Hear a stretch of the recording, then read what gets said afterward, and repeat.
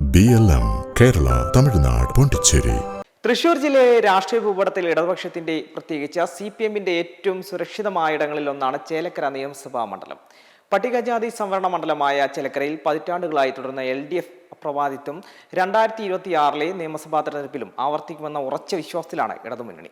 എന്നാൽ വരാനിരിക്കുന്ന പോരാട്ടത്തിൽ അട്ടിമറി ലക്ഷ്യമിട്ട UDF-ഉം വോട്ട് വീതം വർദ്ധിപ്പിക്കാൻ NDA-യും സജീവമായി രംഗത്തുണ്ട്. കേരള നിയമസഭയിലെ 61-ാം നമ്പർ മണ്ഡലമായ ചേലക്കര ആലത്തൂർ ലോക്സഭാ മണ്ഡലത്തിന്റെ ഭാഗമാണ്. തലപ്പള്ളി താലൂക്കിലെ ചേലക്കര, ദേശമംഗലം, കോണ്ടാഴി, മുള്ളൂർക്കര, പാഞ്ഞാൾ, പഴയന്നൂർ, തിരുവല്ലാമല, വള്ളത്തോൾ നഗർ, വരവൂർ എന്നീ 9 പഞ്ചായത്തുകൾ ഉൾപ്പെടുന്നതാണ് പ്രദേശം. 1967 മുതൽ 1991 വരെയുള്ള കാലഘട്ടത്തിൽ കോൺഗ്രസിന് വ്യക്തമായ ആധിപത്യമുണ്ടായിരുന്ന മണ്ഡലമാണിത്. 90കളുടെ പകുതിയോടെ ഇടത് കോട്ടയായി മാറിയതാണ്. പ്രത്യേകിച്ച് K. രാധാകൃഷ്ണൻ എന്ന ജനകീയ നേതാവിന്റെ വരവോടെ ചേലക്കര CPM-ന്റെ കേന്ദ്രമായി മാറി. 2021 നിയമസഭാ തെരഞ്ഞെടുപ്പിൽ K. രാധാകൃഷ്ണൻ നേടിയ ഉജ്ജ്വല വിജയം മണ്ഡലത്തിന്റെ രാഷ്ട്രീയ ചരിത്രത്തിലെ തന്നെ നാഴികക്കല്ലായി മാറി. 83,415 വോട്ടുകൾ നേടി 39,400 വോട്ടുകളുടെ റെക്കോർഡ് ഭൂരിപക്ഷത്തിലാണ് അദ്ദേഹം അന്ന് നിയമസഭയിലെത്തിയത്. കോൺഗ്രസിന്റെ CC ശ്രീകുമാറിന് 44,015 വോട്ടുകൾ മാത്രമാണ് ലഭിച്ചത്. എന്നാൽ 2024 ലോക്സഭാ തെരഞ്ഞെടുപ്പിൽ K. രാധാകൃഷ്ണൻ ആലത്തൂരിൽ നിന്ന് വിജയിച്ചതോടെ മണ്ഡലത്തിലെ ഉപതെരഞ്ഞെടുപ്പിന് കളമൊരുങ്ങി. സംസ്ഥാനത്തെ മറ്റു മണ്ഡലങ്ങളിൽ ഉപതെരഞ്ഞെടുപ്പിൽ തിരിച്ചടികൾ നേരിട്ടപ്പോഴും ചേലക്കരയിൽ മാത്രം വിജയം നിലനിർത്താൻ LDF-ന് സാധിച്ചു എന്നത് ശ്രദ്ധേയമാണ്.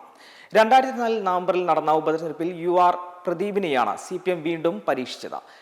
2,13,103 വോട്ടുണ്ടായിരുന്ന ഉപതെരഞ്ഞെടുപ്പിൽ 74.5% വോട്ട് രേഖപ്പെടുത്തി. UR പ്രദീപ് 64,827 വോട്ടുകൾ നേടി വിജയിച്ചപ്പോൾ UDF-ന്റെ രമ്യ ഹരിദാസ 52,626 വോട്ടുകൾ നേടി ശക്തമായ പോരാട്ടം കാഴ്ചവെച്ചു.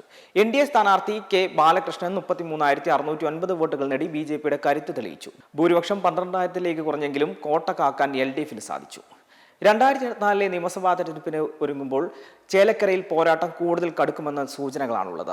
LDF സ്ഥാനാർത്ഥിയായി നിലവിലെ MLA UR പ്രദീപ് തന്നെ വീണ്ടും ജനവിധി തേടും. മണ്ഡലത്തിലെ വികസന പ്രവർത്തനങ്ങളും താഴെ തട്ടിലുള്ള CPM-ന്റെ സംഘടനാ സംവിധാനവുമാണ് പ്രദീപിന് കരുത്താവുന്നത്. ഉപതെരഞ്ഞെടുപ്പിൽ മണ്ഡലം നിലനിർത്താൻ ഏക LDF പ്രതിനിധി എന്ന വിശേഷണവും അദ്ദേഹത്തിനുണ്ട്. അതേസമയം കോൺഗ്രസ് നേതൃത്വം നൽകുന്ന UDF ഇത്തവണ ശിവൻ വിട്ടിക്കുന്നിനെയാണ് അങ്കത്തടലിറക്കുന്നത്. K. രാധാകൃഷ്ണന്റെ അസാന്നിധ്യത്തിൽ മണ്ഡലത്തിൽ അട്ടിമറി വിജയം നേടുമെന്നും വോട്ട് വിഹിതം തിരിച്ചുപിടിക്കുമെന്നാണ് UDF പ്രതീക്ഷ.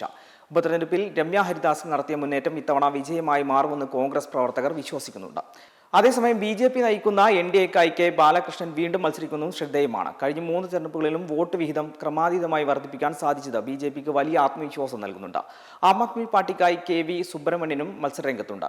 LDF-ന്റെ ഉരുക്കുകോട്ടയിൽ വിള്ളൽ വീഴ്ത്താൻ UDF-നും NDA-ക്കും സാധിക്കുമോ അതോ ചുവപ്പ് കൊടി തന്നെ പാറുമോ എന്ന് ഏപ്രിൽ 9 നടക്കുന്ന വോട്ടെടുപ്പിൽ വ്യക്തമാകും. മെയ് 4 ഫലം പുറത്തു വരുമ്പോൾ കേരളം ഉറ്റുനോക്കുന്ന പ്രധാന മണ്ഡലങ്ങളിൽ ഒന്നായി ചേലക്കര മാറിക്കഴിഞ്ഞിട്ടുണ്ട്.